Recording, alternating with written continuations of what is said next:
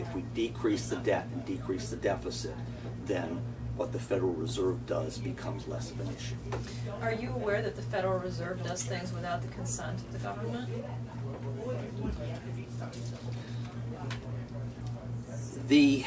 I think that the Federal Reserve was undoubtedly given a grant of authority, and as any bureaucrat will attempt to increase the authority, increase that bureaucrat's freedom of action.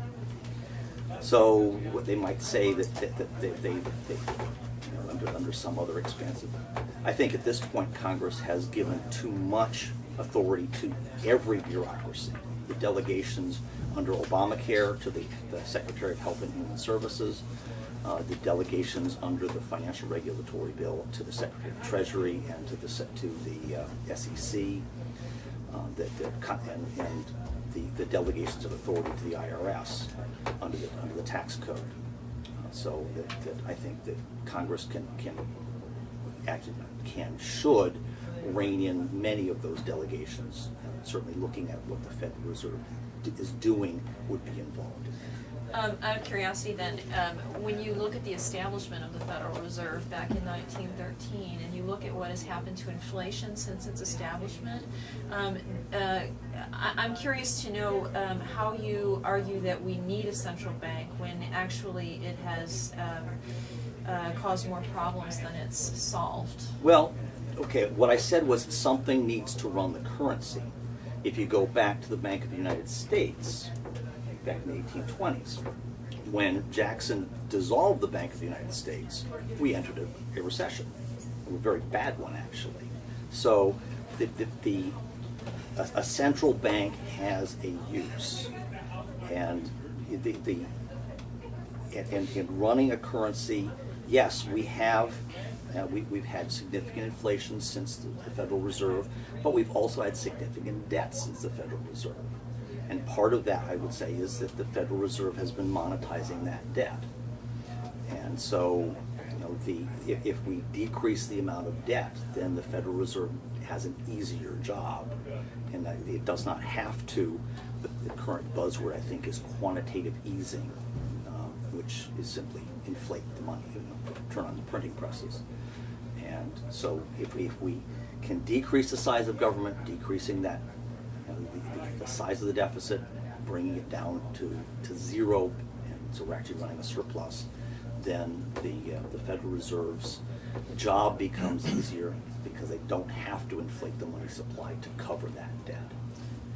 I mean, I hear what you're saying, and I understand your point of view. I think you and I have very different perspectives on whether the Federal Reserve is really our friend and ally and really working for the benefit of the American people. But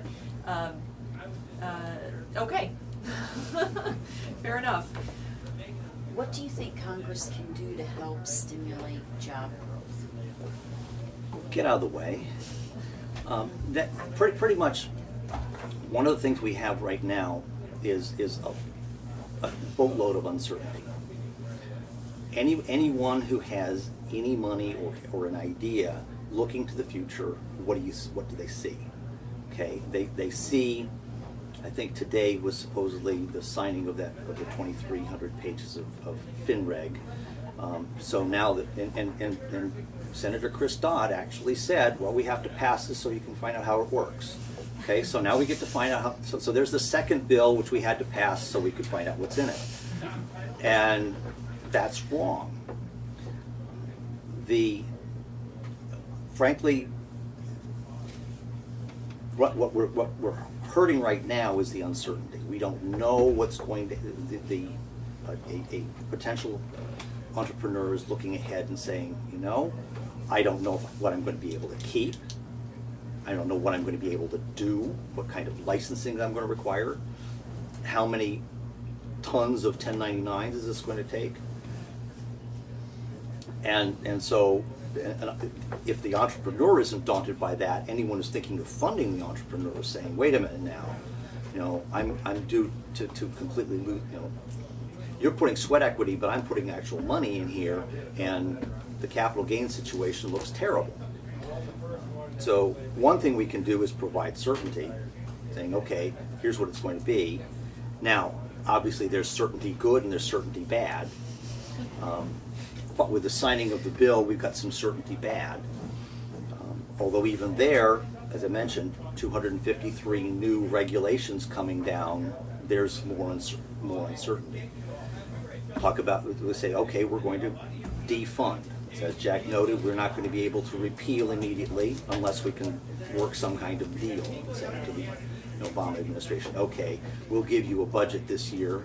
We'll actually let you have one trip, one vacation as opposed to 3 during the oil spill. And in return, we want you to sign the repeal of Obamacare. Horse trading that way. That's the only way I could see us actually getting repeal before 2012. Again, same thing with defunding this FinReg with the ultimate idea of repeal in 2012. I would personally be looking at any bill that was passed by this Democrat Congress, which would mean from 2006 on. Does that bill go over 1,000 pages? If it does, let's take a look at repealing it, because something that's that long, people didn't read it. Yes, actually, David.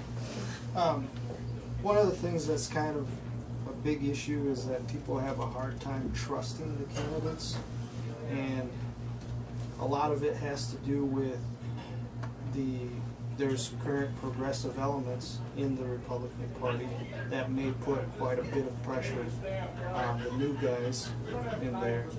And do you have any examples of how you've shown integrity in cases where you were pressured to do the wrong thing?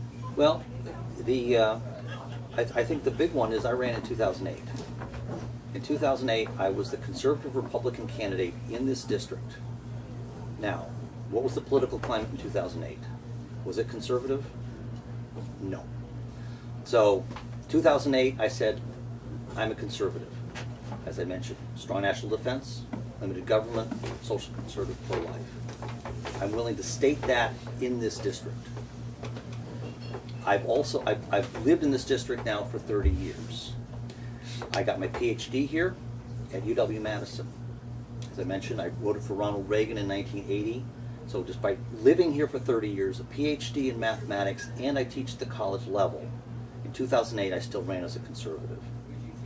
So I've seen 30 years of liberal pipe dreams.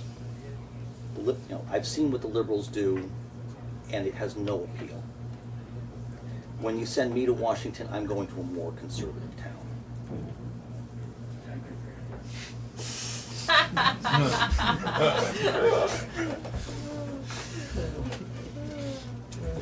You mentioned you're strong on defense.